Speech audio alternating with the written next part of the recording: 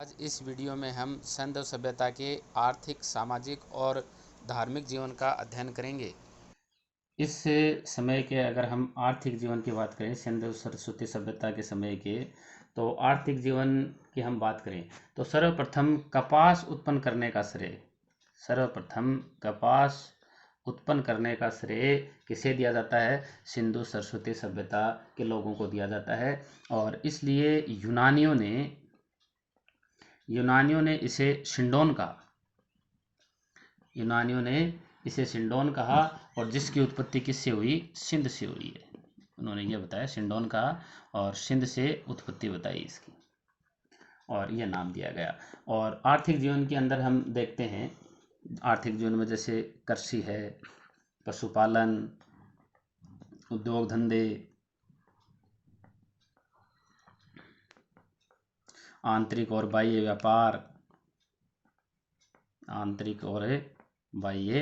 व्यापार।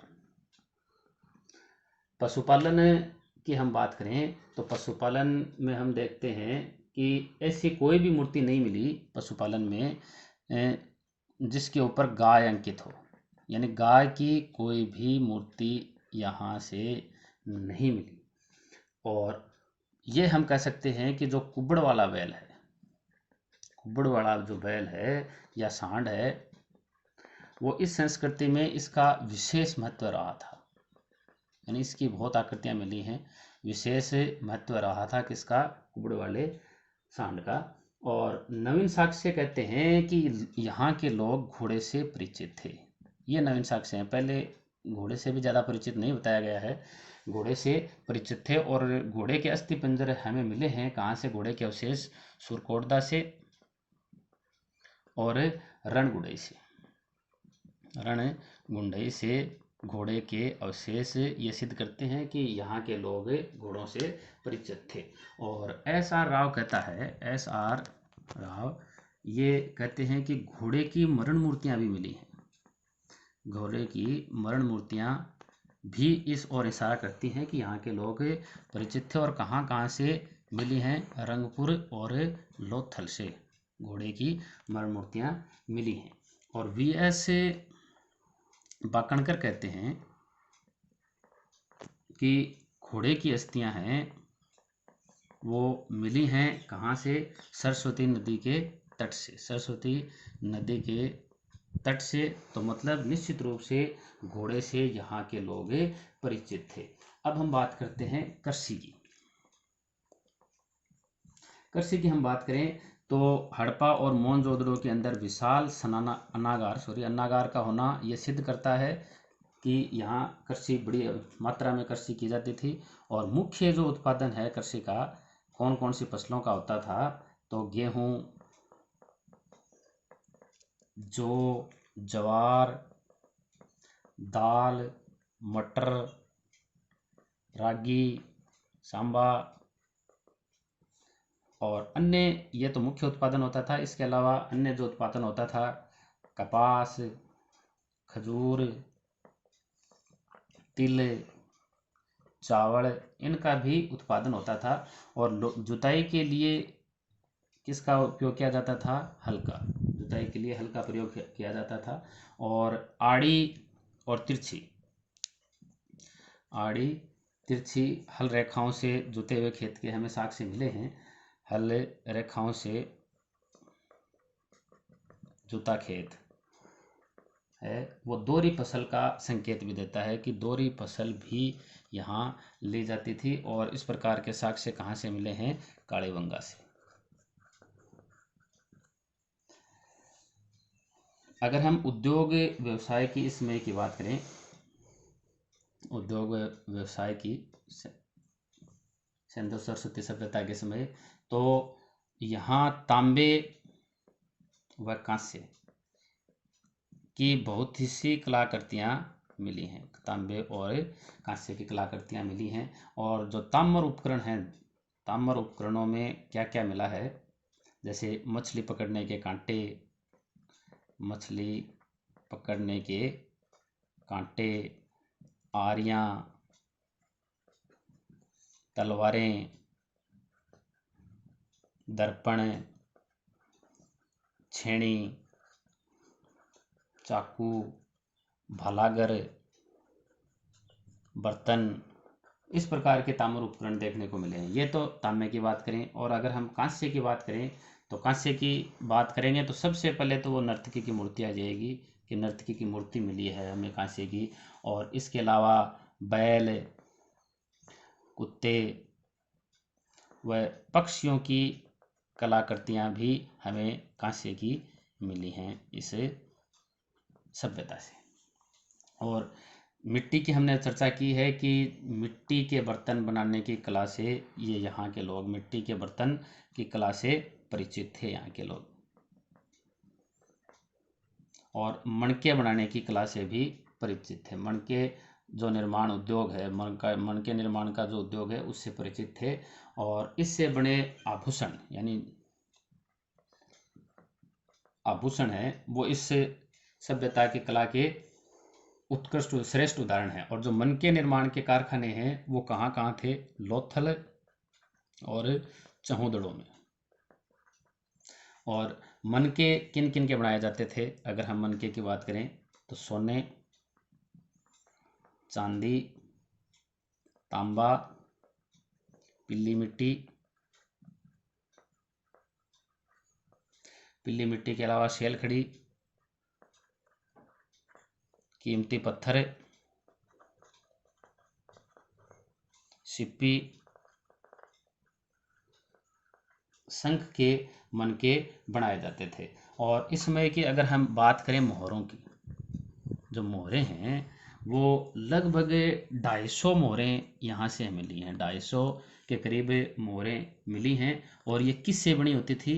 लगभग ये सेलखड़ी की बनी थी, सेलखड़ी की बनी है। और यहाँ जो प्रचलन में ज़्यादा मोहरें थी वो कैसी थी?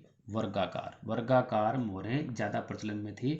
जो मोहरें मिली हैं यहाँ से वो 2500 के करीब मोहरें मिली हैं। और वो किसकी बनी हुई हैं? सेलखड़ी की बनी हुई हैं। और प्रचलन में लगभग वर्गाकार मोहरें प्रचलन में थी। और इनके ऊपर पशु जो हैं उनके जैसे एक सींग का पशु,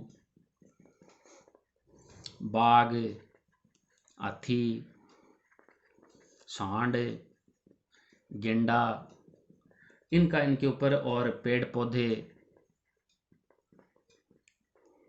और मानव आकृति, इनका अंकन था इन मोहरों के ऊपर। और सबसे ज़्यादा जो मोहरें हैं वो सर्वाधिक कहाँ से मिली हैं? मोहनजोदड़ो से। सर्वाधिक मोहरें कहाँ से मिली हैं? मोहनजोदड़ो से सबसे अधिक मोहरें मिली हैं। और लेख युक्त सर्वाधिक मोहरें कहाँ से मिली हैं? हड़प्पा से, जिनके ऊपर लेख लिखा हुआ था। और अगर हम बात करें यहाँ के वस्त्र उद्योग की, तो वस्त्र उद्योग है वो भी उन्नत अवस्था में था, क्योंकि यहाँ के लोग कपास का उत्पादन करते थे, यानी कपास की खेती और वस्त्रों के प्रमाण यहाँ से मिले हैं। कपास की खेती के वस्त्र और कताई बुनाई की तकलियाँ, कताई बुनाई की तकलियाँ व तकवे इस बात का प्रमाण है कि वस्त्र उद्योग इस समय उन्नत अवस्था में था। शिल्प एवं तकनीक की बात करते हैं इस समय की, सिंधु सरस्वती सभ्यता के समय की शिल्प और तकनीक की बात करें तो कांस्य बनाने की क्रिया से यहाँ के लोग परिचित थे। और किससे बनाया जाता था? तांबे प्लस टीन, यानी तांबे में टीन मिलाकर कांसा बनाने से ये परिचित थे। लेकिन कांस्य के औजार बहुतायत में नहीं मिले हैं, औजार बहुत ज़्यादा मात्रा में यहाँ से नहीं मिले हैं। और मोहनजोदड़ो के किसी भी बर्तन पर लेख नहीं है। अगर हम बात करें तो मोहनजोदड़ो के कोई भी बर्तन पर लेख नहीं, बर्तन पर लेख नहीं मिला है। जबकि हड़प्पा से जो बर्तन मिले हैं उनके ऊपर लेख है, लेख है। और अगर हम बात करें कि इस समय जो तांबा है, तांबा कहाँ से मंगाया जाता था? मुख्य मुख्य धातुओं की एक दो की हम देखते हैं। खेतड़ी से मंगाया जाता था। टीन है, टीन कहाँ से मंगाया जाता था? अफगानिस्तान और ईरान से मंगाया जाता था। सोना अफगानिस्तान, ईरान और कर्नाटक से मंगाया जाता था। और अगर हम चांदी की बात करें तो चांदी अफगानिस्तान और ईरान से मंगाई जाती थी। इसके बाद में हम यहाँ के व्यापार और वाणिज्य की बात करते हैं कि यहाँ का व्यापार और वाणिज्य किस प्रकार का था। तो व्यापार है वो आंतरिक भी था और विदेशी भी था, दोनों प्रकार का व्यापार था इस समय। और दोनों प्रकार का व्यापार है वो उन्नत अवस्था में था। और इसी प्रकार हम बात करें तो व्यापार स्थलीय भी था और जलीय भी था। ये भी दोनों प्रकार का व्यापार हुआ करता था। उसमें जो स्थलीय व्यापार है वो किससे होता था, अफगानिस्तान से और ईरान से। और जो जलीय व्यापार है वो किससे होता था, मकरान के नगरों से। मकरान नगरों से स्थलीय व्यापार हुआ करता था, सॉरी जलीय व्यापार हुआ करता था। अगर हम बात करें तो जो बहरीन द्वीप है, यहाँ बहरीन द्वीप है, और बहरीन द्वीप कहाँ है, फारस की खाड़ी में। फारस खाड़ी में जो बहरीन द्वीप है वो भारत और ईरान के बीच, यानी जो भारत है और ईरान है इसके बीच में ये बिचौलिए का कार्य करता था। बिचौलिए का कार्य कौन करता था, बहरीन द्वीप भारत और ईरान के बीच व्यापार के अंदर। और तांबे की हमने बात की थी, तांबा कहाँ से, खेतड़ी से है। सोना अगर हम बात करें तो मैसूर यानी कर्नाटक जो है, कर्नाटक में मैसूर से यहाँ आता था। चांदी है ही ईरान और अफगानिस्तान से। और इसके साथ ही हम थोड़ी सी देख लेते हैं मणके, यानी जो मणकों के जो कीमती पत्थर हैं वो कहाँ से मंगाए जाते थे, वो गुजरात और महाराष्ट्र से मंगाए जाते थे, गुजरात और महाराष्ट्र। मेसोपोटामिया की हम बात करें क्योंकि ये इसके समकालीन सभ्यता थी मेसोपोटामिया, तो यहाँ से एक अभिलेख मिला है। और उस अभिलेख में क्या है कि जो सिंधुवासी हैं, सिंधुवासी के लिए क्या शब्द यूज किया गया है, मेलुहा। मेलुहा शब्द का प्रयोग हुआ है। और मेसोपोटामिया से यानी मेलुहा का सामान्यकरण किसके साथ में हुआ है, सिंधुवासियों के लिए हुआ है। और मेसोपोटामिया से हमें यहाँ की 24 मोहरें भी मिली हैं, यानी सिंधु सरस्वती सभ्यता की 24 मोहरें कहाँ से मिली हैं, मेसोपोटामिया से। लोथल जो बंदरगाह था अपना यहाँ का सिंधु सरस्वती सभ्यता का, और यहाँ से बटन के समान गोलाकार मोहर मिली हैं, गोलाकार मोहरें। और ऐसी मोहरें और कहाँ मिली हैं, बहरीन द्वीप में भी मिली हैं, बहरीन द्वीप में मिली हैं। और फारस की खाड़ी और मेसोपोटामिया में मिली है, मेसोपोटामिया। इसका मतलब लोथल, बहरीन, फारस की खाड़ी, मेसोपोटामिया का आपस में व्यापार होता था। और अगर हम बात करें कि वस्तुओं के विनिमय, यानी वस्तुओं के विनिमय के लिए क्या था, तो विनिमय और दोनों चीज़ें यहाँ पर प्रचलित थी। वस्तुओं का विनिमय होता था आपस में, और माप तोल की भी एक निश्चित इकाई थी, निश्चित माप तोल की भी निश्चित इकाई थी इस समय। और यहाँ के जो बाट थे इस समय मापने के लिए, तोलने के लिए जो बाट थे वो कैसे थे, घनाकार और गोलाकार। और ये किसके बने होते थे, जो बाट हैं वो चरट, जेसार व अगेट के बने थे। चरट, जेसार और अगेट के ये बाट बने होते थे। मोहनजोदड़ो है, मोहनजोदड़ो, यहाँ दो हम जगहों की बात करते हैं, एक मोहनजोदड़ो है और दूसरा लोथल है। मोहनजोदड़ो से सीप का बना, और लोथल है वो वहाँ से हाथी दांत का पैमाना भी हमें मिला है, नापने के लिए पैमाना भी मिला है। यानी मोहनजोदड़ो से सीप का बना और लोथल से हाथी दांत का बड़ा पैमाना।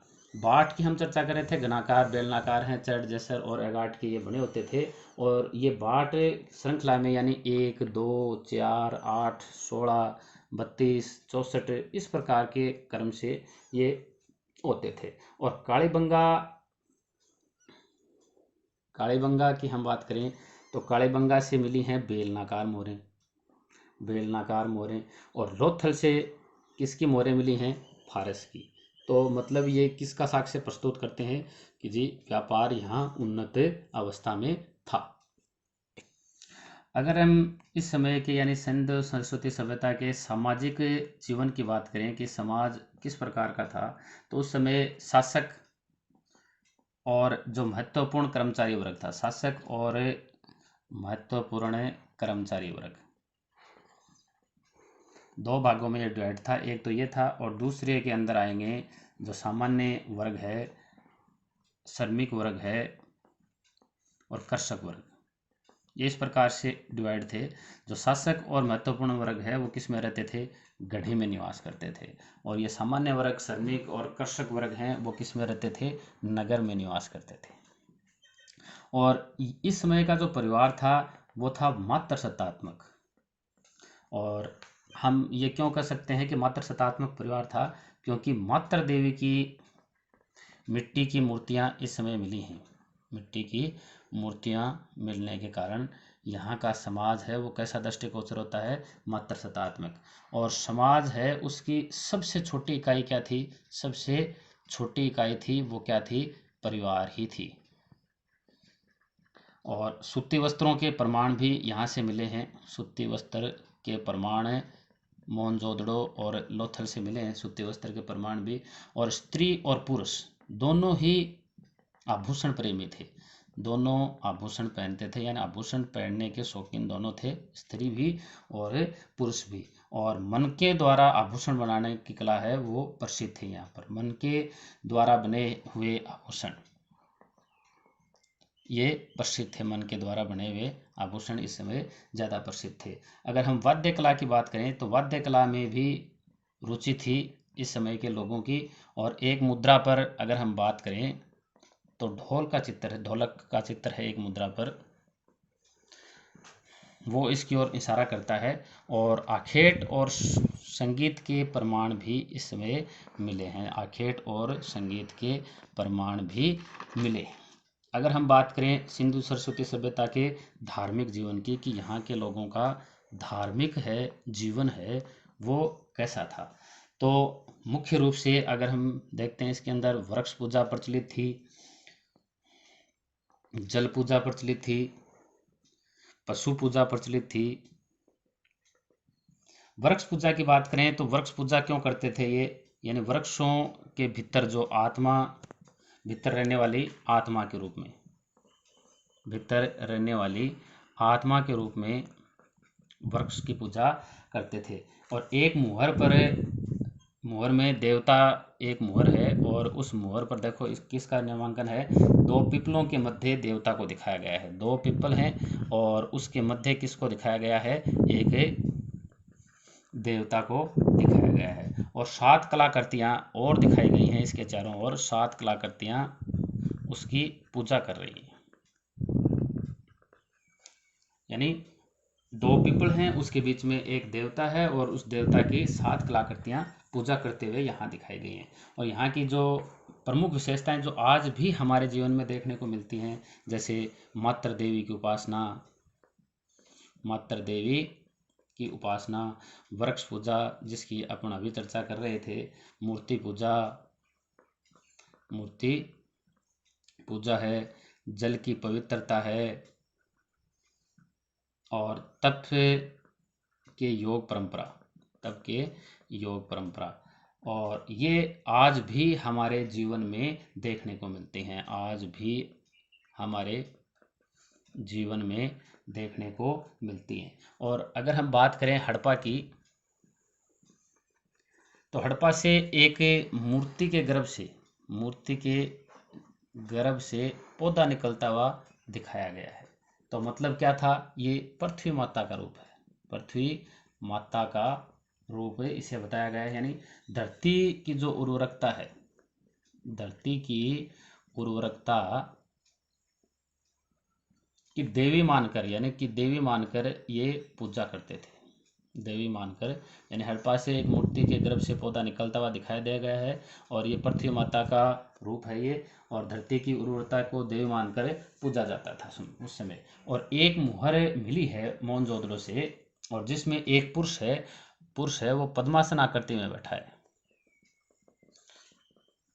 मुहर की बात कर रहे हैं, ये मुहर मिली है जिसमें पुरुष पद्मासन आकृति में बैठा है, और जिसे कहते हैं कि इसके जो दाई है, ये जो पद्मासन आकृति में बैठा है उसके दाई और हाथी और बाघ हाथी व बाघ, और इसके बाईं ओर भैंसा व गेंडा,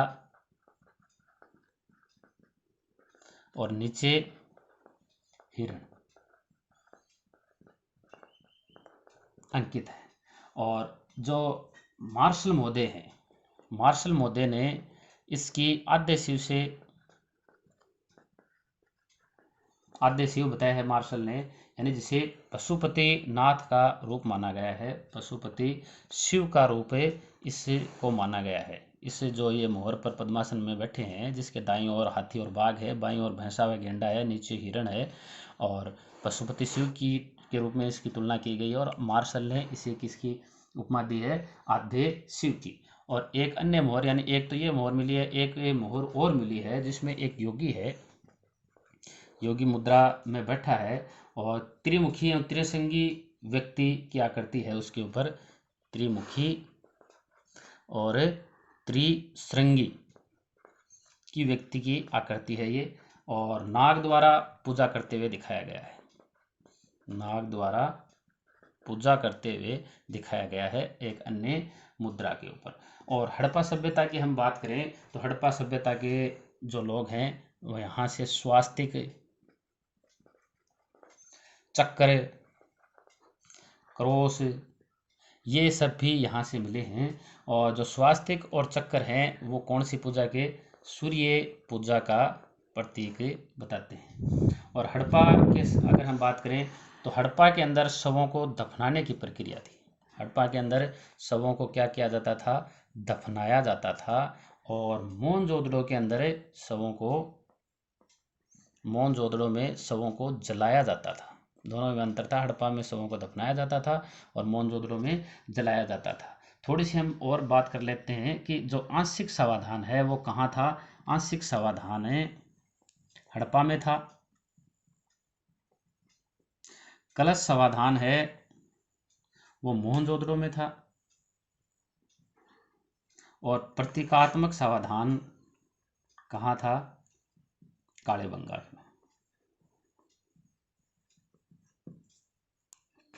इस समय के तप, योग व अगर यज्ञ की हम बात करें तो अग्निकुंड और अग्नि वेदिकाएं मिली हैं। अग्निकुंड और अग्नि वेदिकाएं यहाँ से मिली हैं। कहाँ कहाँ से? जैसे कालीबंगा, बनावली, राखीगढ़ी, लोथल, यहाँ से अग्नि कुंड और अग्नि वेदिकाएं मिली हैं। और पद्मासन आकृति में योगेश्वर की मूर्ति मिली है।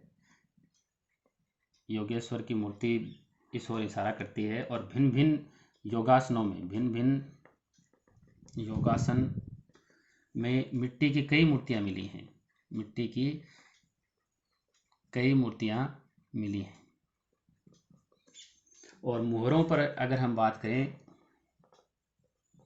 मोहरों पर एक सींग वाला बैल, एक सींग वाला वर्षभ या बैल, कुब्बड़दार बैल, बिना कुब्बड़दार बैल, बाघ व हाथी, और पशुओं की देव रूप में पूजा अभी हमने देखी है, पशुओं की देव रूप में पूजा, और विभिन्न पशु देवताओं के वाहन के रूप में प्रसिद्ध हुए इसके बाद में। और इस समय के अगर हम बात करें राजनीतिक जीवन की तो इसके बारे में कोई स्पष्ट जानकारी नहीं है, स्पष्ट जानकारी इसके बारे में नहीं है। और यहाँ के लोगों की मूल रुचि है वो किस में थी? व्यापार में थी। और प्रशासनिक दृष्टि से अगर हम देखें तो प्रशासनिक दृष्टि से 4 बड़े केंद्र थे, 4 बड़े केंद्र। और वो 4 बड़े केंद्र कौन कौन से थे? हड़प्पा, मोहनजोदड़ो, कालीबंगा और लोथल। ये प्रशासनिक दृष्टि से 4 बड़े नगर थे उस समय। और इस समय की हम बात करें तो पूर्ण एवं कुशल राजसत्ता का नियंत्रण था, यानी इनके ऊपर राजसत्ता का एकदम पूर्ण और कुशल नियंत्रण था। और सुव्यवस्थित यहाँ की जो व्यवस्था थी, सुव्यवस्थित नगर नियोजन, सुव्यवस्थित नगर नियोजन और जल संरक्षण आदि प्रतीकों से क्या पता चलता है हमें कि पूर्ण एवं कुशल राजसत्ता नियंत्रण के प्रमाण मिलते हैं। और ये है व्यवस्थित नगरपालिका की ओर भी इशारा करती है, व्यवस्थित नगरपालिका प्रशासन की ओर भी ये है इशारा करती है, संकेत करती है। और यहाँ के लोग शांति प्रिय थे। कैसे शांति प्रियता के संकेत कैसे मिलते हैं कि बहुत अधिक मात्रा में अस्त्र शस्त्र नहीं मिले, अस्त्र शस्त्र अधिक संख्या में नहीं मिलना, अधिक संख्या में नहीं मिलना यहाँ के लोगों की शांति प्रियता के बारे में बताता है। और जो हथियार मिले हैं, कौन कौन से हथियार मिले हैं इस समय से, तो कांस्य की आरी, तांबे की तलवार, भाले के अग्रभाग, कटारें, चाकू और बाणागर, ये हथियार हमें यहाँ को देखने के मिलते हैं। और इस सभ्यता के प्रमाण की बात करें कि इस सभ्यता जो भारतीय जो सभ्यता है, इसके प्रमाण तो उस समय की विदेशी संस्कृतियों में भी यहाँ की सभ्यता के प्रमाण देखने को मिलते हैं। और व्यापारिक के साथ साथ वहाँ के लोगों के साथ सांस्कृतिक संबंध भी स्थापित हो गए थे। जैसे भारत की तरह ही भारत और जो क्रीट जो सभ्यता है, उसके अंदर भी मात्र पूजा का प्रचलन था। तो दोनों में एक रूपता थी, भारत की सभ्यता में भी और क्रीट की सभ्यता में। और भेड़ की आकृति के दाढ़ी वो कहाँ कहाँ देखने को मिलती है, सुमेर और बेबीलोन, और हमारे यहाँ भी कहाँ, मोहनजोदड़ो में भी भेड़ की आकृति के दाढ़ी दिखाई गई है। और केसों को फित्तों से बांधना, जो बाल हैं केसों को फित्तों से बांधना, ये हड़प्पा में था अपने यहाँ पर। और दूसरा कहाँ पर था, सुमेरवासी भी ऐसा करते थे, सुमेरवासी भी केसों को फित्तों से बांधते थे।